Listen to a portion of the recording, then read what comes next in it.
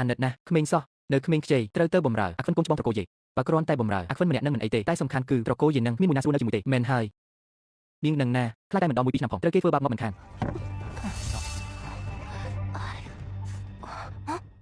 នេះទីណាចុះមិនមែនខ្ញុំកំពុងព្យាបាលគេហើយចាំងបេះដូងស្លាប់ហើយទេហី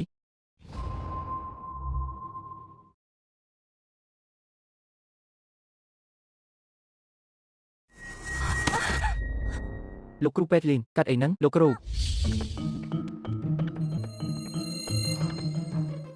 ខ្ញុំជាកម្ពុជាគ្រូពេទ្យបុរាណថ្នាក់ជាបែរជាធ្លាក់មកសម័យអត់ឃ្លានទៅវិញ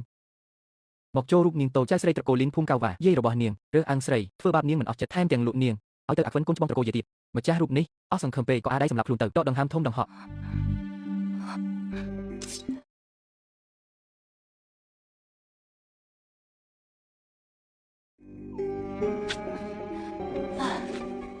វាស្នីអភ័ព្វពេកហើយអញមិនបាច់បារម្ភបើខ្ញុំមកហើយ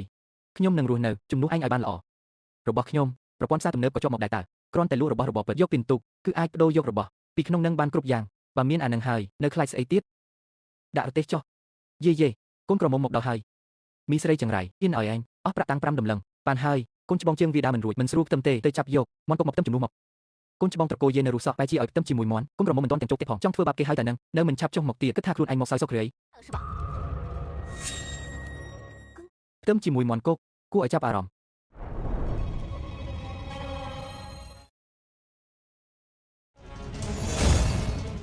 ចាប់ផ្ដើមផ្ទឹមទៅទី1ផ្ទឹមមេឃដីទី2ផ្ទឹមអ្នកមានគុណទី3ប្តីប្រពន្ធផ្ទឹមគ្នាចប់ពិធី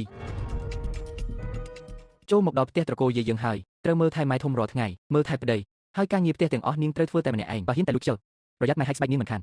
នេះហៅថាប្រពន្ធដែរហ៎នេះច្បាស់ជាទិញមកក្នុងតម្លៃ5ដំឡឹងយកមកធ្វើជាខ្ញុំបម្រើឲ្យមើលទៅថ្ងៃនេះមនុស្សច្រើនខ្ញុំមិនចង់មានរឿងជាមួយអ្នកទេចង់ឲ្យខ្ញុំបម្រើមួយពូជយកសັບហើយប្រពន្ធទី2យកគេទៅបន្ទប់បងធំទៅគេថាពេលយេឡាតាបាញ់សត្វម្ដងហើយសត្វទាំងនោះមិនបាច់ពេកភ្នែកទេពីការហើយចរិតកាន់តែខូខើទៀតចាំមើលខ្ញុំទៅជួបគេបន្តិចស៊ូទីខលចិនផលដានៅក្នុងធំមានបរិស័ទក្នុងផលចិនไปជា20ឆ្នាំនៅបានបរិស័ទខលចិនមកលើតាមប្រទេសចាននៅស្កឡូស៊ូទីខលចិនសំចិនពីប្រភពតាមល្អជាច្រើនជាផ្លែភីវីតាមីន C សារសម្បត្តិតាមវិទ្យាកម្មស្បែកលេខបនផ្លែឈើលីនោះនិងផ្លែឈើប្រភេទដែលសម្បត្តិដោយវីតាមីននិងសារទីដែរស៊ូទីខលចិនជួយឲ្យសម្បត្តិលោកអ្នកនៅតែស្រស់ស្អាតនិងគ្មានជីវជាតិនិរន្តរ៍ចាំមើលខ្ញុំទៅជួបគេបន្តិចមើល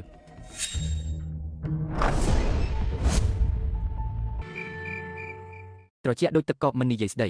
មិនចម្លែកទេដែលថាចរិតខូខើនោះប៉ុន្តែខ្ញុំក៏មិនមែនជាស្រីស្លូតបូតអីដែរធ្វើអីហ្នឹងចង់វាខ្ញុំហេបើហ៊ានតែប៉ះម៉ែដាក់ឲ្យឃើញស្ខ្មៅមិនខាន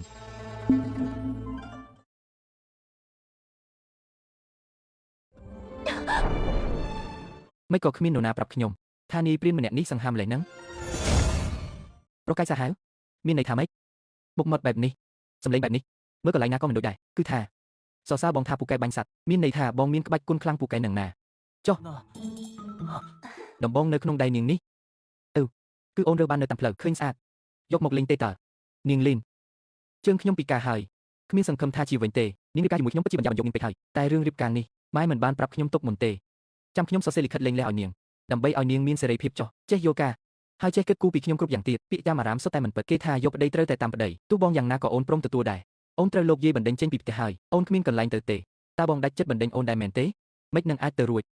កាលពីដើមឆ្នាំមុនខ្ញុំឡើងភ្នំជាមួយម៉ែបានជួបខ្លាឃ្មុំមួយក្បាលដើម្បីការពារម៉ែខ្ញុំក៏ត្រូវខ្លាឃ្មុំវាមួយដៃធ្លាក់ពីលើភ្នំគិតថាឆ្អឹងបាក់អស់ហើយមួយជីវិតនេះមិនអាចជាសះស្បើយវិញទេខ្ញុំខ្លាចធ្វើឲ្យនាងពិបាកឲ្យអូនសុំមើលតិចមើលនាងលីនបាទជើងវិញម្លេះណាស់សុំជាអ្នកបាញ់សត្វមែនទូជើងពីការក៏នៅតែមើលទៅស្អាតដែរមិនបាច់ទីក៏ដឹងគាត់ប្រកាសជាមានសាច់ដុំរៀងមមសង្ហាចង្កេះអង្ក្រងទៀតអញត្រូវតែព្យាបាលគាត់ឲ្យជាបានប្តីសង្ហាបែបនេះបុកសំស្នាដៃពេទ្យរបស់អញទៀតជីវិតនេះប្រកាសជាមានក្តីសុខមិនខាននាងលីននាងចង់ធ្វើអីហ្នឹងអូនគឺអូនអាចព្យាបាលជើងបងបានជឿអូនទៅ